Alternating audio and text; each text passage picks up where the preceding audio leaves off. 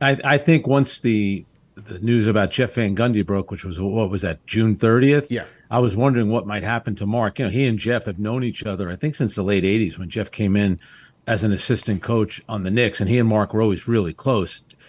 Jeff brought Mark back to the Knicks. Then when Jeff was in Houston, I think he essentially brought Mark out of retirement. So that's why they had such good chemistry during the broadcast, because they had a 30-year relationship. If you're around the two of them, and I know both of them really well, all they do is bust balls. So like it's a perfect scenario for the two of them to be together. And my only thing is, I thought they were very good. And I think on the broadcast, when you heard, maybe they might be critical of the officiating while critical of a player or a fan or a franchise. I think most NBA fans kind of get that. And even if you disagree with it, I don't think people were thinking, I got to turn these guys off. I can't listen to this anymore. I know I wasn't like that. I found them entertaining. Yeah. The fact that both of them had coached, Mark's different. Mark was a player, then a coach. I kind of like the way the coaches look at a lot of stuff. And clearly they'll get that with Doc Rivers, and Doris Burke obviously knows her stuff as well. But I'm going to miss those two guys on the air. That's for sure. Yeah, and I mean, Al, I love the banter, the back and forth between those guys. I think they were the perfect contrast to Breen, who does a tremendous job. But, Van Gundy and Mark Jackson, they bring a little bit more levity to the broadcast. I actually didn't mind them going at the officials because a lot of times I agreed, especially when Van Gundy would call them out. Now, supposedly the league didn't like that. Not so sure if that was, part of the reason for them to have him removed. But to me, ESPN's dropping the ball here. I mean, this is your best bet for your basketball property. The pregame show, the halftime show, the postgame show. No offense to those guys, all hard workers, but they can't see TNT when it comes to that. I mean, look, Doris and Mark and Doc will do a good job, I'm sure, but I thought they dropped the ball here, man. Yeah, when I think about those three, Breen, when I think about Mark Jackson, Van Gundy, even though it was a duo, like I go back to like Abbott and Costello, right? The trio of them, like you have like a straight man, then you have your wise guys, right? And that's what Mark Jackson and Van Gundy were. They were the wise guys, but they knew their stuff and they knew how to like make it fun and enjoyable throughout any broadcast. And I think what Frank touched on is that chemistry, that natural organic chemistry that we're going to miss out on. That's why you tuned in, because they were joking with each other, and then Mike Breen would jump in from time to time. And that's something we're going to miss, especially when you have Doris Burke, Doc Rivers, and Mike Breen. That just seems a lot of, I don't see where the funny's going to come in that wants to make me just like turn up the volume, say, oh, what are they real? Like, of course, I'm going to enjoy the analysis, right? But it's going to be, for me, it seems like from the get-go, a little too straight-laced and not more relaxed as what we got with Mark Jackson and Van Gundy. So it's tough to see them go. But at the same time, I think for ESPN, you have someone like Doris Burke, and you're thinking, how do we keep her around too, right? Because she's liked by other NBA like aficionados. So for someone like her, how do you keep her around? So maybe giving her that promotion, and then you think like maybe ESPN's thinking about how do we get new blood in here at the lower level. So that's probably where they're looking at too when they're thinking about, hey, let's move on from Van Gundy and Mark Jackson. Even though it hurts, I think that's another business decision that they got to make. And remember something too, Mike Breen is very close. Yeah. He's known Doris Burke for 20 years. He and Doc Rivers have known each other. When was Doc first on the Knicks? Was that 93 or 94 or 92, whenever that was? So Mike Breen, I mean, they've gone golfing over in Europe together.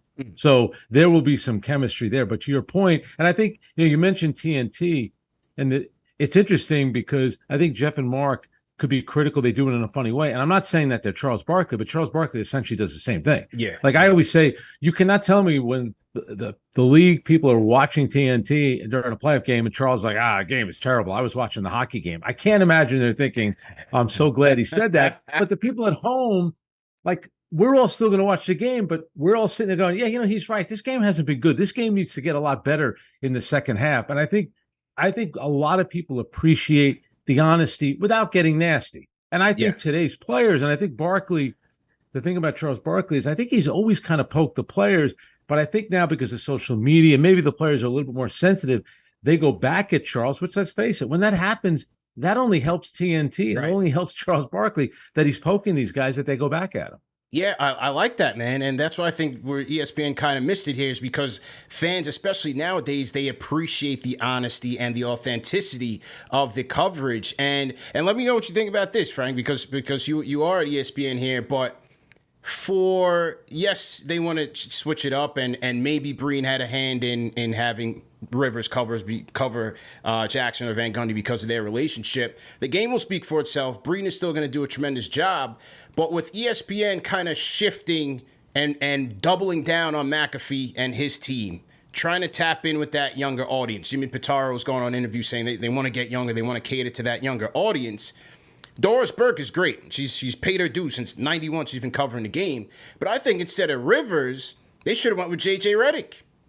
Someone who he's new media. He's tapped in with the younger generation. He speaks to the players. One of the few people that actually is going in with these players on pretty much a weekly basis on his show. Has that energy with the younger audience. Can do that McAfee type alternate broadcast that they're looking for. To me, they should have slotted in Redick as they kind of shift towards the future here. Yeah, and I think the one thing with Doc, again, he does have a relationship with Mike, and maybe with JJ Redick, they're thinking it's eventually going to be either his job or maybe Richard Jefferson's job. Let them get more regular reps on the other broadcast, and then eventually they could slot into that position, because we all know Doc did it once before at TNT, where he was very good. I think he might have maybe originally started he went to ESPN afterwards. The one thing is, we keep mentioning Barkley and the coverage. We also have to be fair about it. ESPN does a pregame show. They don't do a postgame show. And I know this from doing, the Yes Network. You have a lot more fun, and there's a lot stronger opinions on the postgame show because you're reacting to what's happening as opposed to just previewing stuff. And a lot of people I would love to know what the ratings are for pregame as opposed to postgame, because when something crazy happens in the game, a guy gets 50 points or there's a controversial ending or somebody didn't play, you want to hear the coach talk about it. You want to hear the player, and then you want to hear the analyst respond to it. So really the genius of the TNT show is that they have the postgame. ESPN afterwards goes right to SportsCenter. Now, they're going to do some of that stuff. They're still going to give you the sense of the live coverage, but it allows, Ernie Johnson with Shaq Kenny and Charles to kind of sit around and pick everybody apart and talk about what the players are saying. I know this from covering, being a newspaper person when I covered the Knicks.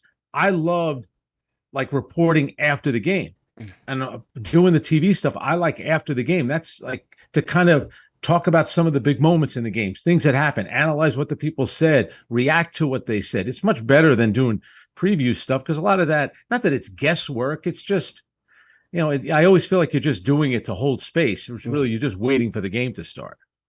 And I think the other thing too, when you watch ESPN, is when you have even Stephen A. Smith and everybody else, they're giving their take and it's moving on, with the TNT broadcast. And that's why I also liked Breen, Van Gundy, and Jackson, is that there was more of a conversation behind it, instead of, okay, it's my take, and after that, it's your take, after that, it's your take. And I kind of like that camaraderie where it seems like everyone actually enjoys each other's company rather than just here's my take, let's keep it pushing.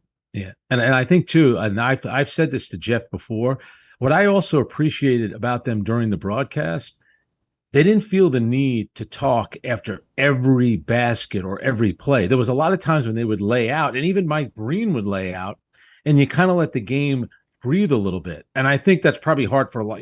I've only done a few games on TV or radio. I mean, I know it's hard, but there is something to be said for being quiet every once in a while. When there's just a regular play that happens, you don't need to break it down like you're splitting the atom. You are talking for the most part to educated fans that kind of understand that. After a while, it almost sounds like you're talking down to them when you feel you need to explain every little thing that's happening. And I always thought that was good about those guys. They kind of stayed quiet at times. Yeah, and I did. Breen came on the show about the halfway mark of the last season, and I talked about that. I asked him about kind of that art of kind of just letting it breathe as opposed to speaking over certain scenarios. And he spoke on the fact that kind of just came with that experience, and so their relationship, their experience doing it together. I think weren't they the longest running team covering the finals?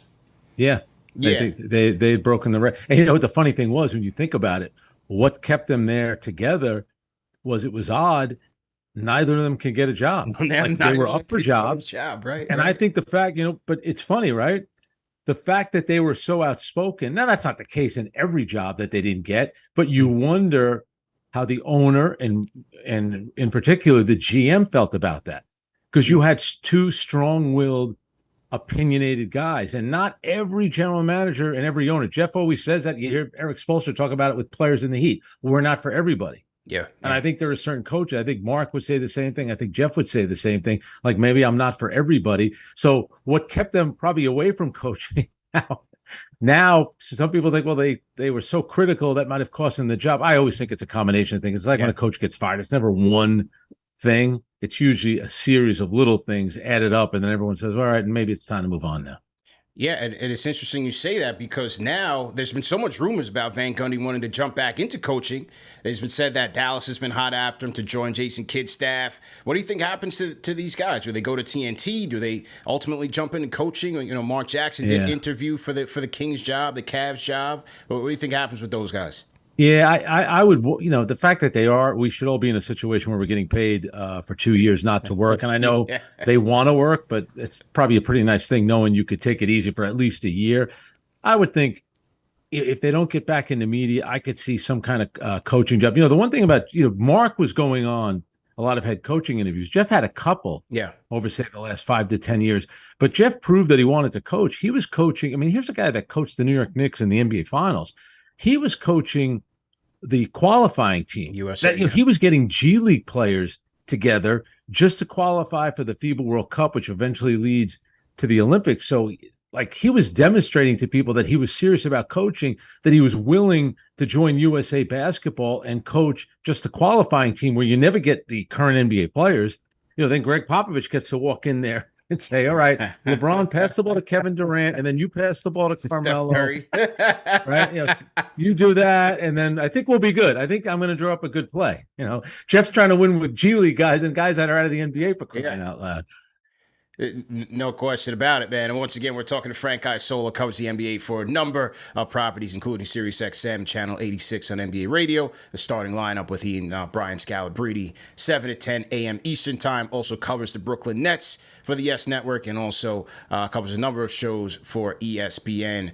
And yeah, man, just interesting to see the changing of the guard. A lot of people are always resistant to change. I'm sure they'll do well. I just felt like, maybe JJ assumes that role eventually, because I just feel like with these networks now struggling to tap into Gen Z's, consumption here, all these kids are, their attention span is dwindling. They're going to TikTok. They're going to House of Highlights. They're very, short term with it. So it's going to be interesting to see what they do, man.